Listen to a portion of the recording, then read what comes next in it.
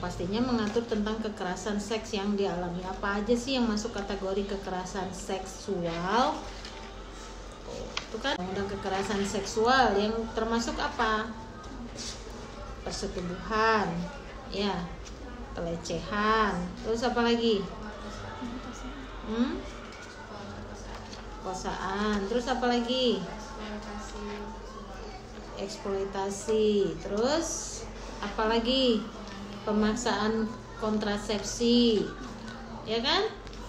Pemaksaan pernikahan, permasaan perkawinan, ya, permasaan perkawinan, kemudian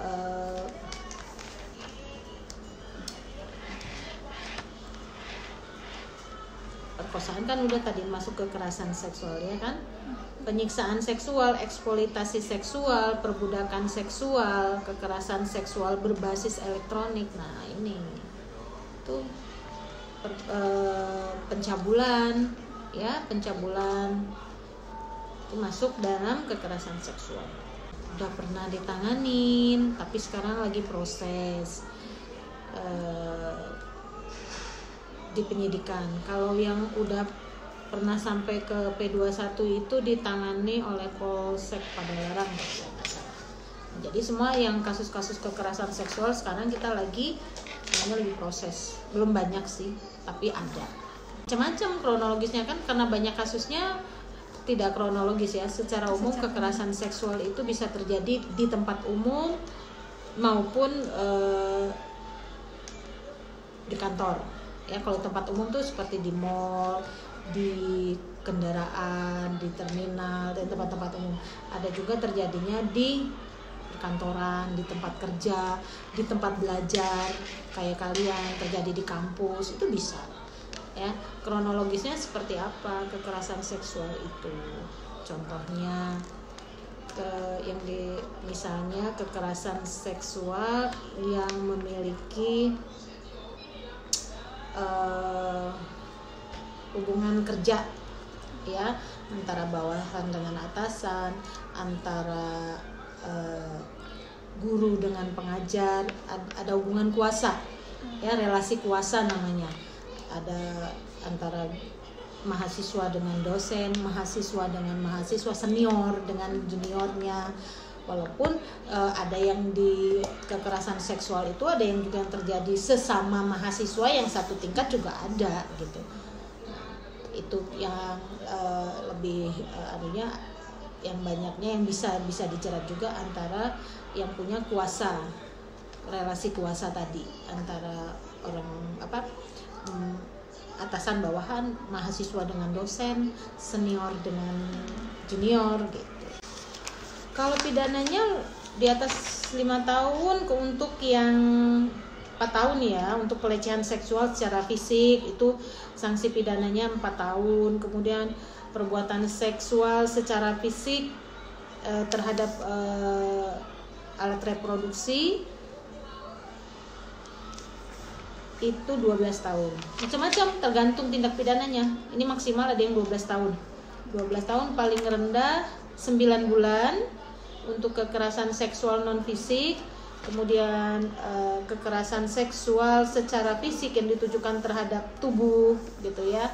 Kemudian ada keinginan seksual atau organ reproduksi dengan merendahkan harkat martabat itu 4 tahun.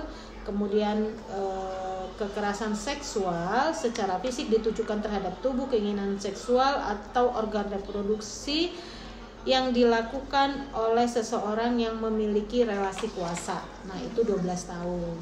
Jadi kalau hubungannya misalnya dengan dosen sama mahasiswanya itu 12 tahun. Nah, misalnya nih sesama teman pacaran, tapi ada pacaran kan mau sama mau, ya. Nah, tapi kalau ada kekerasan seksualnya tanpa di luar hubungan pacaran ataupun sama pacaran tapi dia maksa, nah itu tuh 4 tahun sanksi pidananya. Ada kalau undang-undang TPKS itu, makanya kalau kasus perempuan dan anak itu untuk korban itu kita tidak kerja sendiri, banyak yang ditanganinya, banyak yang stakeholder yang lain yang punya peran memberikan perlindungan. Perlindungannya banyak, perlindungan dalam sisi kesehatan, perlindungan dalam keamanannya, karena keamanan si korban, kemudian hak-hak korban, misalnya mendapat restitusi, mendapat ganti rugi, kemudian layanan untuk kesehatan. Nah, itu ada yang pihak-pihak yang bekerja sama dengan kita. Misalnya untuk restitusi kita bekerja sama dengan LPSK, dia nanti yang menghitung kerugiannya berapa. Kemudian layanan kesehatan, misalnya kita harus visum, dia harus dirawat, maka kita akan bekerja sama dengan rumah sakit yang sudah bekerja sama dengan Polri, milik pemerintah maupun swasta yang sudah ada MOU-nya.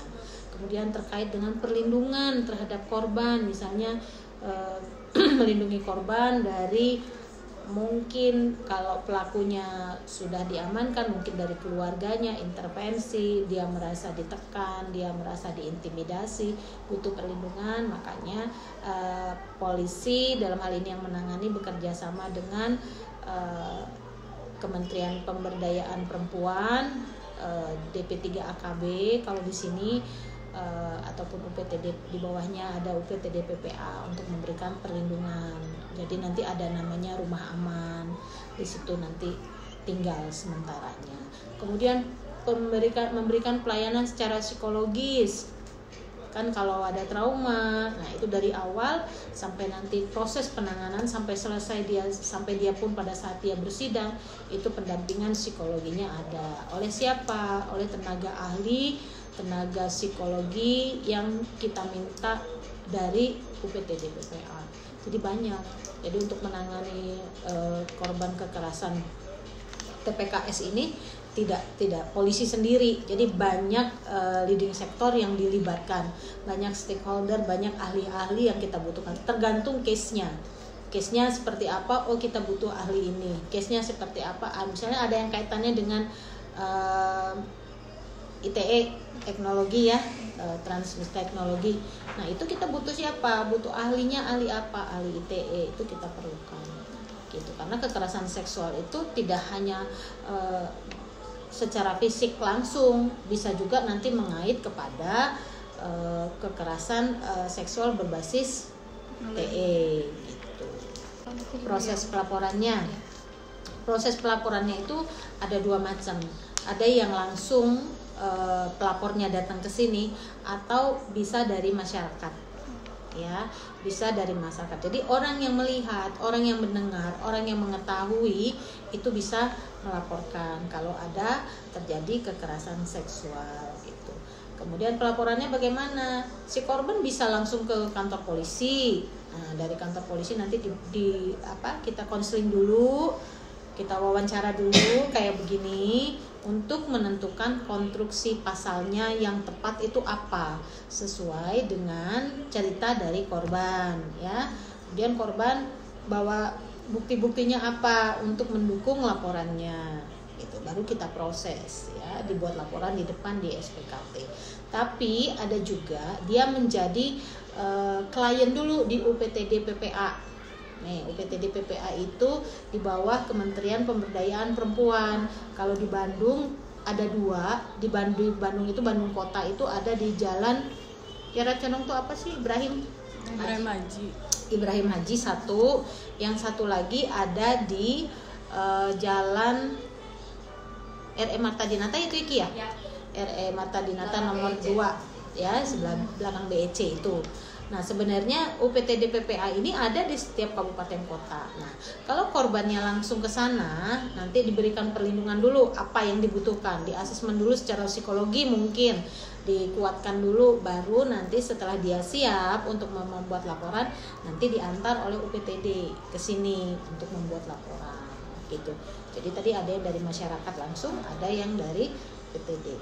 Contohnya kasusnya misalnya dia merasa dilecehkan mungkin oleh atasannya atau oleh dosennya, bisa jadi contohnya misalnya sampai disetubuhi, contohnya salah satunya, atau mungkin berarti kan ada barang-barang yang kaitannya dengan terjadinya perbuatan itu. Misalnya kalian diajak ke hotel contohnya ya, diajak ke hotel contohnya, berarti kan ada tahu nih hotelnya di mana, kamar nomor berapa, bisa menjelaskan itu. Kemudian syukur-syukur punya yang lain yang mungkin dipakai pada saat kejadian, entah itu pakaian ya, entah itu sejenis apalah, entah kalian dikasih obat, entah kulit obatnya, pokoknya segala sesuatu barang yang bisa menunjukkan bahwa barang itu digunakan pada saat kejadian, dan nanti akan terkonfirmasi dengan keterangan dari korban sendiri gitu barang buktinya. Kemudian kalau yang terkait dengan ITE, mungkin kalian setelah disetubuhin, setelah ditidurin, setelah dipakai, kemudian di video, kemudian videonya diupload, disebarluaskan, nah itu bisa. Kemudian mungkin juga komunikasi, bujuk rayu sampai kalian mau melalui chattingan, nah itu bisa dijadikan barang bukti. Itu jadi waktu mau laporan nanti harus ada bukti pendukungnya bahwa perbuatan itu patut diduga ada terjadi gitu. Setelah pelaporan nanti pasti korbannya dimintai keterangan dulu, dilihat dulu nih kuat nggak korbannya, siap nggak korbannya untuk memberi laporan. Makanya kalau dia dari UPTD rata-rata dia udah siap karena secara psikologis dia sudah didampingin. Tapi kalau dia melaporan sendiri, nah dia udah siap belum? Jadi kalau mau laporan itu memang harus sudah siap, karena setelah laporan harus memberikan keterangan di BAI. Kemudian kita melakukan visum, ya, melakukan visum ke dokter. Kemudian nanti penyidik akan memberikan surat kepada korban bahwa perkaranya ditangani oleh siapa, ya, unit mana yang menanganinya. Nah setelah itu penyidik menyiapkan segala administrasinya terkait dengan penyelidikan. Nah, nanti dipanggil lah tuh nanti saksi-saksi semuanya, penyidik cari barang bukti yang mana, yang barang bukti yang tentu saja tadi saya sampaikan ada kaitannya dengan perbuatan itu, dan barang bukti itu bisa ngomong, bukan buku, bukan handphone itu bisa ngomong, tapi barang bukti itu bisa ngomong terkonfirmasi dengan keterangan orang-orang yang menjadi saksi. Itu bisa bunyi tuh. Misalnya, oh ini baju bekas apa, baju dipakai untuk apa. Nah, perannya barang bukti itu bisa ngomong di pengadilan, itu bisa. Jadi barang bukti yang memang betul-betul harus ada kaitannya, yang punya nilai itu dengan perkaranya. Itu mekanismenya sampai nanti udah penyelidikan naik nih, kalau memang dirasa itu pidananya ada sesuai konstruksi pasal yang sudah ditetapkan, maka penyidik akan melaksanakan gelar perkara untuk naikkan sidik. Gitu selanjutnya nanti sampai ke pengiriman berkas perkara ke jaksa penuntut umum gitu. Kalau TPKS kan sebutannya aja sekarang tuh TPKS ya. Kalau sebelum ada TPKS kan ada undang-undang lain yang mengatur, ada KUHP, ada TPPO, kemudian ada KDRT ya. Ada ITE yang di dalamnya juga mengakomodir kekerasan seksual ya. Jadi dengan adanya TPKS mungkin dibilang nambah ya, penyebutannya aja ya, nambah ya ada ya. Sekarang tuh ada beralih. Jadi undang-undang TPKS ditambah dengan ITE misalnya gitu. Ya, untuk dari disahkannya undang-undang ini dari bulan Mei ya, kemudian Juni sudah mulai ada laporan ke sini, sampai ini tuh udah ada 10 sampai 12 laporan lah gitu.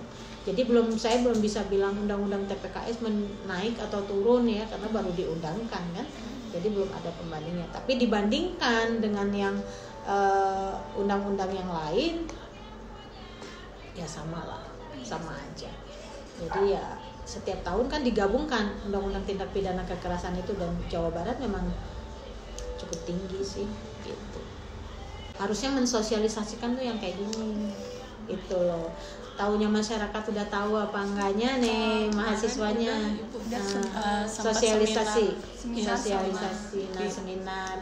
Nah, dengan adanya itu jadi mereka pada tahu. Jadi kalau mereka udah tahu, mereka berani laporan, mereka berani speak up, mereka berani menyampaikan apa yang dialami. Kalau dia tidak tahu, tidak ada edukasi, dia nggak akan ini gitu. Tapi ya dengan adanya dari bulan Mei sampai sekarang udah ada kurang lebih 12 ya, yang undang-undang TPKS-nya aja ya, ada 12. Menurut saya masyarakat sudah mulai paham ya, masa dengan tahu dengan adanya banyaknya sosialisasi sekarang di TV, di media sosial, di apa ya. Nah, jadi sudah mulai rame gitu.